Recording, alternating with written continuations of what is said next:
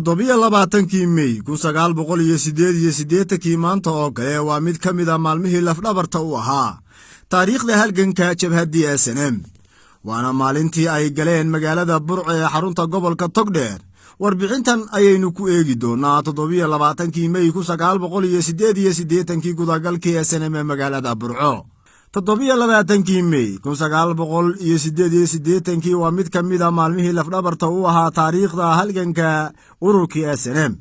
7 May 1988 maalin ibafur u ahayd nabadgelyo xasilooni xorriyad horumar iyo wax kasta oo ay maanta Soomaaliland haysato waa maalintii ibafurka u ahayd gobonimada Soomaaliland ay maanta ku naaloonayso 7 May 1988 geesta kale waa maalin afariir u qaadan waa iyo afkala qaad ugu baa ku noqotay dawladii militariga ahayd ee tagrifalka iyo tacadiyada lama ilaawaanka ka geysatay geyiga Soomaaliland waa maalin ayna ma kooban oo gadoodsani ay gudaha u soo galeen magaalada Burco dabadeedna ay wareemeen waliba ay dhaxda ka jabiyeen ciidamadii xuduudda weynaa ee mar lagu naanaysi jiray libaaxyadii Afrika ee waqtigaasi ku sugnaa talisyadii Burco waa maalin ay rumaytan jiri waayeen natiijadeeduna ay riyo ku noqotay dawladii waqtigaasi iyo ciidamadii xoogga dalka Soomaaliya filanwaana uu ku noqday reenka iyo hubka rasaastii miino subaxda hore ka holucday goobihii halbowlaha ahaa ee fadhiyada u ahaa ciidamada xuduudda badnaa ee ku sugnaa magaalada Burco ee xarunta gobolka Togdheer 7 May 1988 waa maalinimo barbilow u ahayd maalmo darandoori ahaa oo dayow uu ku dhacay dawladii Soomaaliya ee waqtigaasi haddaba maxaa dhacay 7 May 1988 sidee bay ciidamadii SNM u soo galeen gudaha magaalada Burco subaxnimadii 7 May 1988 maalinimo Jimcaha goorsheegtuna ay ku beegan tahay abaaro 7 subaxnimo ayay ciidamada SNM Burco gudaha u soo galeen ciidamadaasi oo tiradooda lagu qiyaaso ku dhawaad 1200 oo askari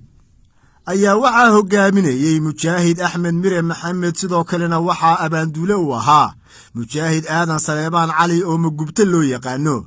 halka Mujaahid Xuseen Axmed Karash yarena uu ahaa taliyaha howlgelinta ee ciidamadaasi ciidanka ayaa la tilmaamaa inay wateen 4 siikaawe 2 beebe 2 jiib 2 suug 23 iyo 30 gaari oo xamuulah waxaanay ciidamadu ugu horeyntiiba beegsadeen isla markaasina ay qabsadeen goobo muhiima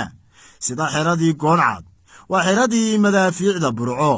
saldhigga dhexe ee Burco garoonka diyaaradaha ee Burco oo ay ku sugnaayeen ciidamadii difaaca cirka nabad sugidda jeelka weyn ee magaalada Burco xaruntii xirada gaaska ee Burco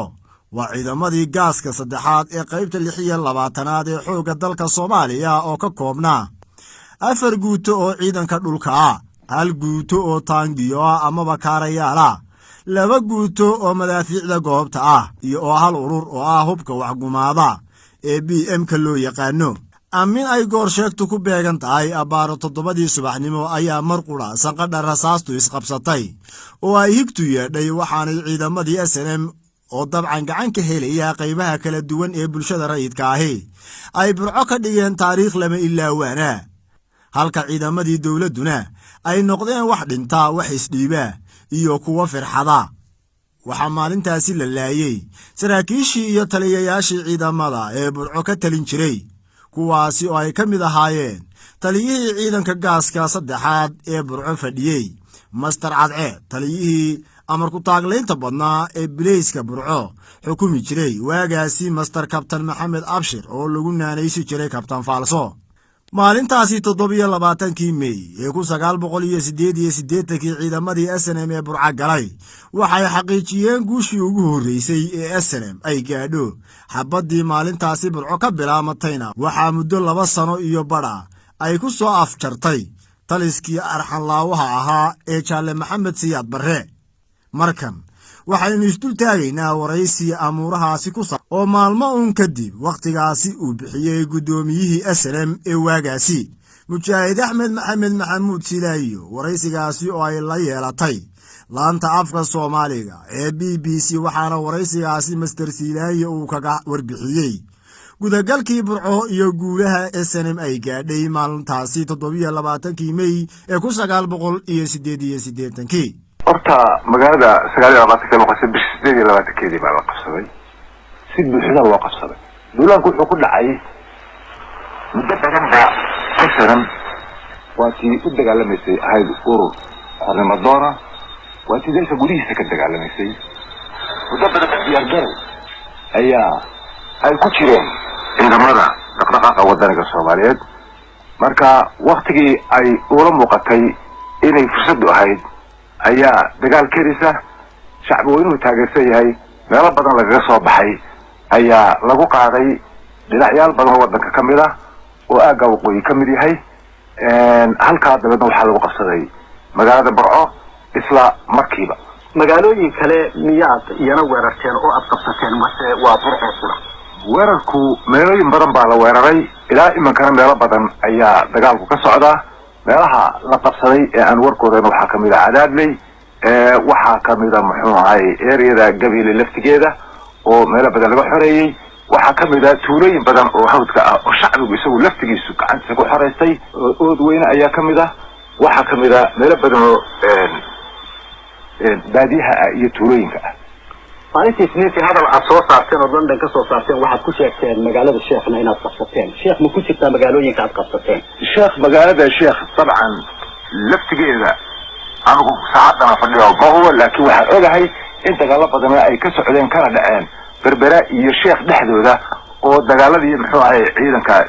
dawladda isku sheega meesha jooga lagu jabiyay Burcana maadaama la haysto marka Sheekh waxaan u qaadanaa inay tahay doonka xoroway inay kamid tahay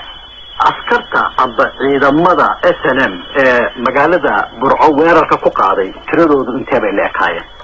ciidamadaasi ciidamo aan yarayn ayay ahaayeen ciidamada weeye ay suurta gelisay inay magaaladaas oo magaalada labaad ee dhinaca waqooyi ee dalka Soomaaliyeed ah oo ciidan la xadli uu deganaa kana warqabeen muddo badan dagaal meesha ka socday hawliyada lagu qabsan karaa labadaba waa muujin karaysaa in xoog iyo niyad lagu galayna way muujinaysaa inaan ciidamada halkaa joogay ee dawladda ka tirsan dawlad ku sheega ka tirsan inay tamara badan lahayn way muujinaysaa degdeg loo qabsaday sida hawsheeda looga adkaaday markii marka ma kun 2 kun 3 kun inta ku qiyaasi karaysaa ciidamada tirooyinkooda inaad inta dooni maayo waa wax shacbi dhan baa ka qayb galay ummadan baa meel walba kaga soo gurmatay marka ciidamo aan tiradooda yarayn oo aad fara badan weeyay shacabka magaalada Burco degan rayidka miyay ka qayb galeen dagaalka ciidamadiinu ay qaadeen shacbiga magaalada laftigiisu madaxda isku qabsaday magaalada bartankeeda ma ahayn waxay ahayd oo meelaha la baarayay meelaha ay ciidamada degaayeen ciidamada dad soo tabaabshaystay iyo muxuu ahaayay saldhigyadii gudaha oo hore magaalada uga baxay laakiin magaalada gudaheeda laguma dagaalamin waxa qura dhacay waxay ahayd markii socda meesha laga qabsaday inuu dayuurada soo diray oo isagu laba dayuuradood ciidamada dawladda Soomaaliya ku sheegu soo direen oo halka ay magaalada ku bamgarayeen oo dad badan oo shacbi ah iyo daaro ay wax ku yeeleen laakiin ilaa wax kale oo shacbiga magaalada gudaheeda dagaal ka dhacay ma jiro labadii dayuuradoodna waa soo rideen sida hadalka aad soo saarteen isniintii aad ku sheegteen labadii dayuuradoodba midna Burco lafteeda lagu soo riday si kalena muxuu ahay dhaawaceedu wuxuu tagay Hargeysa ku dhacay ciidamada Soomaalida qiyaastii imisa ka dhimatay oo dagaalkaas ka gashay Burco tirooyinkaasi tiro anagu oran intaas la dilay runaantii ma ay jirto waa si jirta dagaal baa meesha ka dhacay ciidamadoodu waxay u qaybsadeen 3 nooc wax isdhiibay wax la saftay muxuu ahaayay ciidamada dhaqdhaqaaqa wadaniga Soomaaliyeed iyo wax farxaray ciidamadiini imisa ka dhimatay ciidamadayada waxa ka dhintay 6 7 dhaawac ay noqotay wararka dhinaca Muqdisho ka imanaya waxa uu sheegayaa 600 ilaa 800 oo ciidamadiina ah in ay dagaalka ka qayb galeen midna aanu ka noqon ciidamadayadii way haystaan calankii dhaqdhaqaaqa wadaniga Soomaaliyeed bana maanta magaalada Burco ka taagan waanuna sidaan shalay baa yiri imankana waa cadeynaa hadii ciidamada dawladda Soomaaliyeed goliye saga bixiso Sir Ahmed Silaayo tallaabada kale ee taa ku xigtay ma ka qaadanaysan